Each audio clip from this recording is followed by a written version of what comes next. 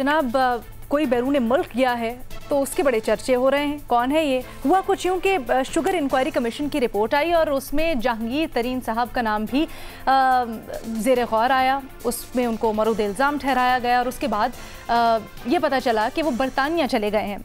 ऐसे में काफ़ी कयास आराइयाँ भी हो रही थी कि क्यों गए हैं, वापस आएंगे, कब आएंगे। जहांगीर तरीन साहब ने इससे मुतल्लिक एक ट्वीट किया है, सोशल मीडिया पर पैगाम जारी किया है, जिस पर उन्होंने कहा है कि जी मैं देख रहा हूँ ये मीडिया पे और सोशल मीडिया पे जो सारी कयास आराइयाँ हो रही हैं, ये मामूल का चेकअप है। मेडिकल चेकअप करवाने जाता हूँ हर साल और वापस आ जाऊँगा और उसके बाद जब पाकिस्तान आऊँगा तो आके देख लेंगे बाकी मामलात क्या होते हैं। अब इस सारे मामले पर अपने एनालिस्ट से हमारा सवाल कुछ यूँ है कि क्या ये मामूल का मेडिकल चेकअप है या फिर वजह कुछ और है? मज़हर अब्बास साहब, क्या लगता है आपको? देखिए, मैं डाउट नहीं करूँगा कि अगर कोई आदमी ये कह रहा है, आपको पता चल जाएगा 1-2 महीने में कितने, अगर मतलब मेडिकल चेकअप के लिए जाता है तो मैक्सिमम आदमी 2 हफ्ते के लिए जाता है, 3 हफ्ते के लिए जाता है। इसलिए मैं उनकी उस ट्वीट को क्वेश्चन नहीं करूँगा कि वो इसी मकसद के लिए जा रहे हो। और अगर ऐसा नहीं हुआ और वो जो है वो उनकी वहाँ स्टे जो है वो तूल पकड़ जाता है और यहाँ एक्शन शुरू हो जाता है, तो फिर सिर्फ जहांगीर तरीन पे सवाल नहीं उठेगा। फिर ये उठेगा सवाल कि अगर इंक्वायरी कमीशन की फाइंडिंग्स ये थी तो बहुत आसान था कि सबसे पहले तो उन सारे लोगों का नाम ECL पे डाला जाता या वॉच लिस्ट पे डाला जाता कि जिनको इस कमीशन रिपोर्ट में जो है ज़िम्मेदार करार दिया जा रहा है। ऐसा नहीं हुआ। तो अब देखना यह है कि जहांगीर तरीन साहब वापस आते हैं या नहीं आते हैं। इम्कान तो इस चीज़ का है कि वो वापस आएंगे और फेस करेंगे इस चीज़ को, क्योंकि देखिए जहांगीर तरीन का शायद आज वो बस ना चल रहा हो कि अपनी माफ़ कीजिएगा अपनी नाराज़गी के बावजूद वो बहुत कुछ नहीं कर पा रहे हों, लेकिन जहांगीर तरीन हों या चौधरीज़ हों या कोई और हो, ये अपने वक्त आने पे अपने कार्ड्स खोलेंगे। और ज़ाहिर है जिस तरह उन्होंने अभी सपोर्ट कर रहे हैं गवर्नमेंट को, किसी वक्त आएगा कि वो हो सकता है कि सपोर्ट ना करें गवर्नमेंट को। ये वो वक्त नहीं है कि जिसमें वो किसी कॉन्फ्रंटेशन और उसकी तरफ जाएंगे। तो मुझे इम्कान इस चीज़ का लगता है कि जहांगीर तरीन साहब वापस आएंगे। ठीक है बेनज़ीर, लेकिन जो वक्त है उनके जाने का उसके ऊपर थोड़े से शकूक व शुबहात उठ रहे हैं और जिस तरह से वो गए उससे मुतल्लिक भी काफ़ी कयास आराइयाँ हो रही हैं, तो शायद इस वजह से थोड़ा सा लोग कन्फ्यूज्ड हैं। मेरे ख्याल से अलीना, मुझे उनकी सेहत के बारे में ना ही कोई मालूमात है, ना ही मुझे पता है कि उनकी माजी में कैसी सेहत थी।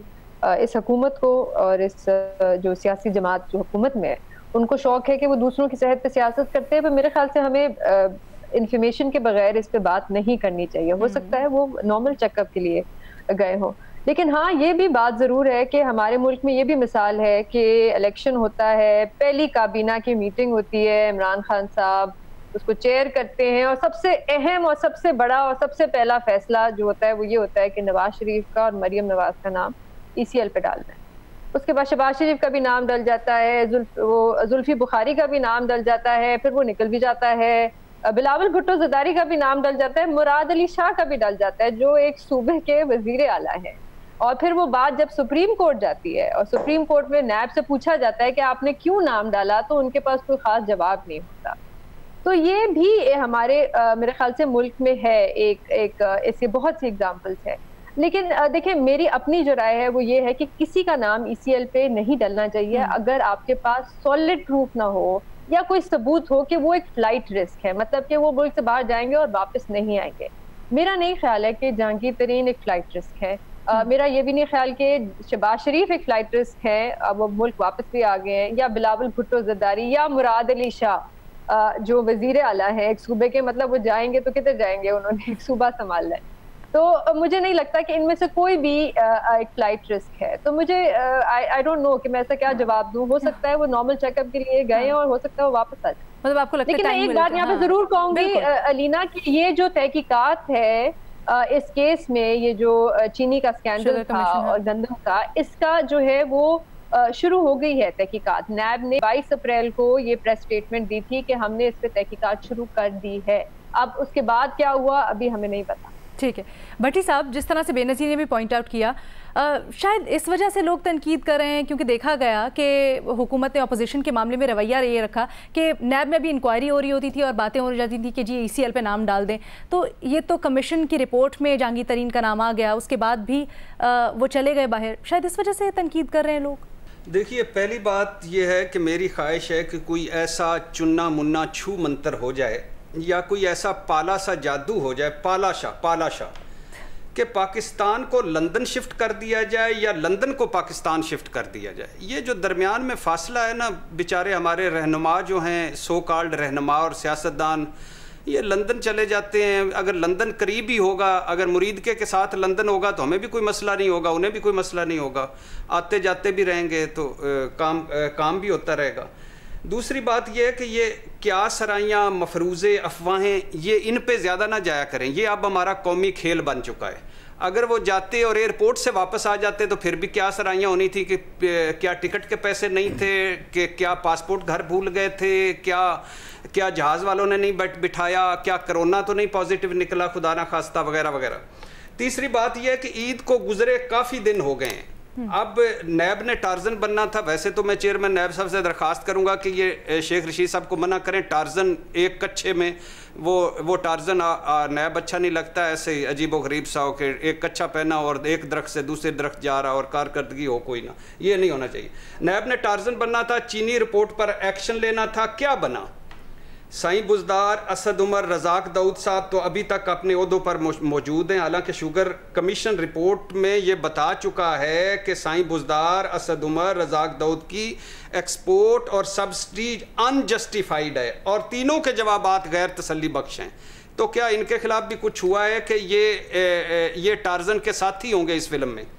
और अच्छा, आगे जहाँ तक जहांगीर तरीन साहब का ताल्लुक है तो मुझे नहीं लगता कि वो इस मौके पर भागना चाहते हैं। हालांकि मैंने सुना है कि उनको मशवरा दिया गया है कि बाहर जाकर बीमार हो जाएं, चेकअप के बहाने लेट जाएं, लंदन चले जाएं, कुछ अरसा के लिए गायब हो जाएं, वरना नैब हिरासतें, जेलें, हवालातें हो सकती हैं।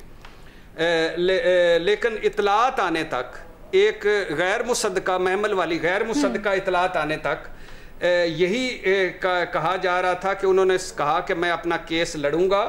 बल्कि सुना है कि अपने हम ख्याल MNA से उन्होंने राब्ते किए और अपने वकला से मशवरे किए, काफ लीग और नून लीग के फासले कम कराए। और कुछ लोग तो कहते हैं, अब मुझे इसमें कोई पता नहीं है, कि शहबाज शरीफ और परवेज इलाही साहब की 2 मुलाकातें भी वो करवा चुके हैं। अच्छा। अब अल्लाह आलम इसमें कितनी सच्चाई है।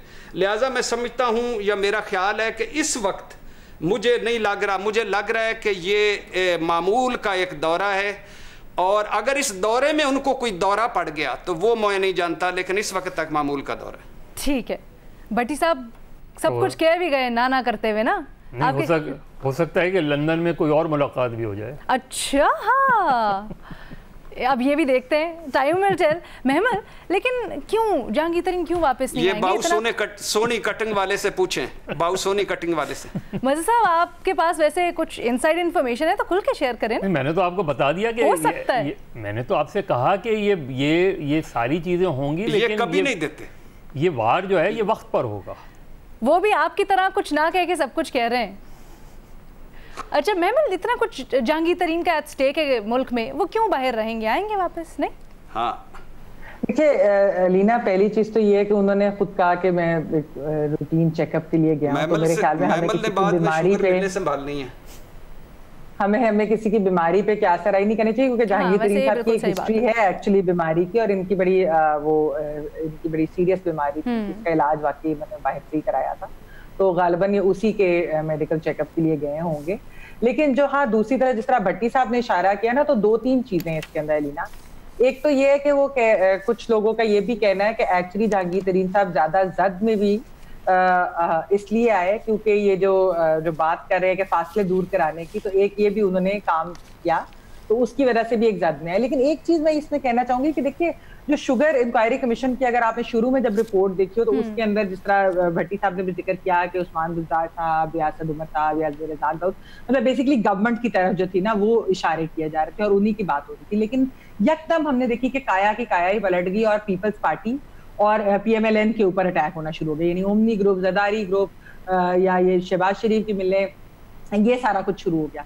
उसके अंदर एक खदशा कुछ लोग ये कहते हैं कि जहांगीर तरीन साहब को ये है कि जिस तरह पैनमा के अंदर उनको एक कोलैटरल डैमेज बनाकर, जिस तरह उनको डिस्क्वालीफाई किया गया और सारा कुछ हुआ, तो उनको ये डर है कि कहीं शुगर कमीशन वाली चीज के अंदर भी हुकूमत के लोगों को, अहदेदारों को बचाने के लिए मुझे ही ना कोलैटरल डैमेज कर दिया जाए, ये दिखाने के लिए न्यूट्रलिटी या बैलेंस की है। तो ये डर या खदशा जरूर वहां पे मौजूद है, लेकिन अभी तो आई थिंक कि वो अपने रूटीन चेकअप के लिए गए होंगे। अगर कोई मुलाकात हो जाए या कोई और चीज हो रही हो, वो एक अलग बात है, लेकिन हमें बीमारी पे मेरे ख्याल में क्या असर आएगी। ठीक है, ओनली टाइम विल टेल, जैसा कि कहते हैं अंग्रेजी में। और यहाँ पर एक छोटी सी ब्रेक लेते हैं, उसके बाद एक और सवाल है हमारे पास। टाइम की हम बात करें तो कुछ ज़रा सोशल मीडिया पे चल रहा है और आने वाले वक्तों से मुतल्लिक लोग कह रहे हैं एक शख्सियत के बारे में, वो क्या कह रहे हैं और कौन शख्सियत है, एक ब्रेक के बाद जानिए।